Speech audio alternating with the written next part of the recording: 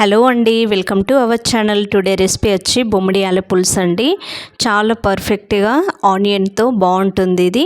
ఖచ్చితంగా ఈ వీడియో చూసే ముందు ఒక లైక్ ఇచ్చి సబ్స్క్రైబ్ చేయడం మర్చిపోకండి. బొమ్మిడి ఆలను మనము ముందుగా తల తోకను తీసేసి ఈ మధ్యలో కూడా మనకి వాటి రెక్కలు ఉంటాయి కదా అండి, వాటిని పూర్తిగా చించేసుకోవాలి. ఈ విధంగా క్లీన్ చేసుకున్న తర్వాత హాట్ వాటర్లో వేసి ఇందులోకి ఒక 1 టేబుల్ స్పూన్ వరకు సాల్ట్ని వేసుకోవాలండి.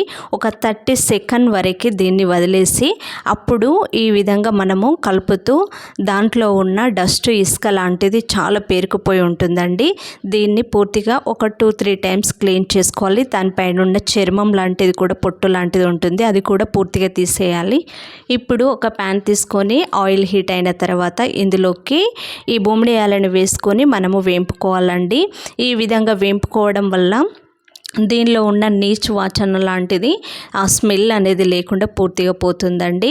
ఇప్పుడు ఇంకొక కడాయి తీసుకొని ఆయిల్ హీట్ అయిన తర్వాత జీలకర్ర, ఆవాలు, పొడుగుగా చీల్చుకున్న మిర్చి ఒక 2 వేసుకొని కలుపుకొని ఇందులోకి చిన్నగా తరిగిన ఆనియన్ వేసుకోవాలి. ఆనియన్ మట్టుకు ఒక 4 వరకు పెద్ద సైజు తీసుకోవాలండి, చిన్నగా తరగాలి. దాని గ్రేవీ తోటే కదా అండి టేస్ట్ అనేది బాగుంటుంది కాబట్టి ఇందులోకి 1 టేబుల్ స్పూన్ వరకు సాల్ట్ను కూడా యాడ్ చేసి దీనంతటిని బాగా కలుపుకొని మనము మగ్గించేసుకోవాలండి. అయితే ఆనియన్లో కూడా పచ్చివాసన అనేది ఉండకూడదు. ఈ విధంగా మనకి పర్ఫెక్ట్గా ఫ్రై అయిపోవాలి. ఇప్పుడు ఇందులోకి పసుపును 1/2 టేబుల్ స్పూన్ వరకు యాడ్ చేసేసుకోవాలి. అల్లం కూడా ఫ్రెష్ది ఒక 1 టేబుల్ స్పూన్ వరకు యాడ్ చేసి దీనంతటిని బాగా కలుపుకోవాలండి. ఇందులో ఉన్న పచ్చివాసన అనేది పూర్తిగా పోయేంత వరకు మనము కలుపుకోవాలి. ఇప్పుడు మనం ముందుగా ఫ్రై చేసుకున్న ఈ బొమ్మిడి ఆలను ఇదే టైంలో మనము యాడ్ చేయాలండి. ఇప్పుడు ఈ టైంలో యాడ్ చేసామంటే ఫ్రై చేసినప్పుడు కొంచెము పీసెస్ అనేది గట్టిపడి ఉంటాయి కాబట్టి ఈ టైంలో మనం ఇందులోకి యాడ్ చేసి కొద్దిగా మగ్గించేసుకోవాలి. ఒక 3 to 5 మినిట్స్ వరకు మనము మగ్గించేసుకున్న తర్వాత ఈ విధంగా ఒక్కసారిగా కలుపుకొని ఇందులోకి మన కారాన్ని యాడ్ చేసుకోవాలండి. ఎప్పుడైనా నాన్ వెజ్ కానీ ఇలాంటి రొయ్యలు, చేపలు చేసుకున్నప్పుడు కారం ఎక్కువ వేసుకుంటే మనకి ఆ నీసు వాసన ఉండదు. అదేవిధంగా కొంచెం స్పైసీ తోటి కూడా టేస్ట్గా అనేది కర్రీ ఉంటుంది కాబట్టి ఇక్కడ నేను ఒక 2.5 స్పూన్ వరకు కారాన్ని యాడ్ చేశానండి.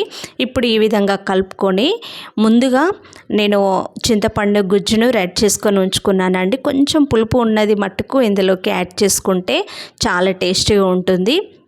ఇప్పుడు దీనంతటిని బాగా కలుపుకొని దీన్ని మగ్గించేసుకోవాలండి.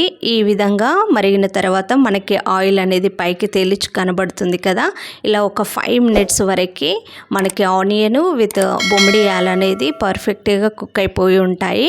ఇప్పుడు ఇందులోకి మసాలాలను యాడ్ చేసుకోవాలి.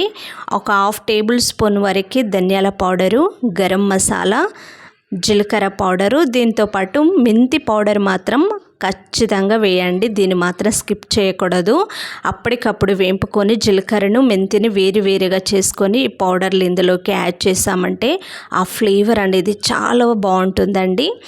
ఇప్పుడు దీన్ని ఈ మసాలాని పట్టేలాగా ఇంకొక 3 మినిట్స్ తర్వాత ఇందులోకి చిన్నగా తరిగిన కొత్తిమీరని కూడా యాడ్ చేసి మనము ఒక 2 మినిట్స్ మగ్గించేసుకున్నామంటే మన బొమ్మిడి ఆలు పులుసు అనేది రెడీ అయిపోయిందండి. చాలా టేస్టీగా యమ్మీగా ఉంటుంది. బిగినర్స్కు మాత్రం పర్ఫెక్ట్ మెథడ్ అని చెప్పొచ్చు. ఖచ్చితంగా ట్రై చేయండి. Thank you for watching.